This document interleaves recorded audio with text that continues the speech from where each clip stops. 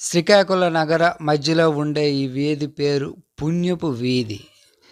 రైతు బజారుకి సమీపంలో ఉండే వీధి.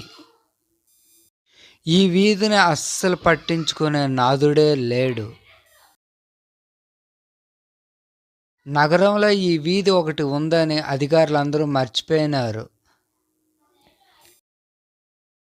ఈ వీధిలో ఒక గవర్నమెంట్ స్కూల్ కూడా ఉంది. చాలా అపార్ట్మెంట్స్ అన్నీ ఉన్నాయి. పెద్ద పెద్ద వాళ్ళంతా చదువుకునే వాళ్ళందరూ కూడా ఈ వీధిలోనే ఉన్నారు.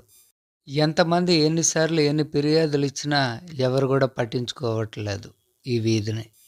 శ్రీకాకుళంలో అన్ని ఏరియాలు ఎలా బాగు చేస్తున్నారో, హైవేల మీద లైట్లు అన్నీ ఎలాగ వెలిగిస్తున్నారో, కనీసం ఈ వీధిలో మురికి కాలువలైనా క్లీన్ చేయాలని ప్రజలు కోరుకుంటున్నారు.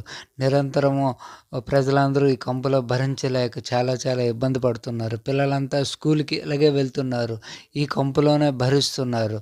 ఆ చెత్తబండి వచ్చి ఎప్పుడు కూడా క్లీన్ చేయటం లేదు. పొరపాటున వర్షం గాని వచ్చిందంటే ఈ వీధంట నడిచే ప్రసక్తే లేదు. ఎందుకంటే మనిషి మునిగిపోయేంత దీనిగా మునిగిపోతుంది. విపరీతమైన వాటర్ ఇక్కడ స్టోరేజ్ అయిపోతుంది. చాలా డౌన్‌గా ఉన్న దీనికి కనీసం రోడ్లైనా వేయమని ప్రాధేయపడుతున్నారు.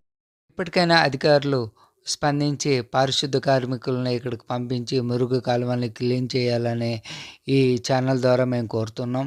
అలాగే మంచి మంచి వీడియోస్ కోసం మా ఛానల్‌ని ఫాలో అవ్వండి.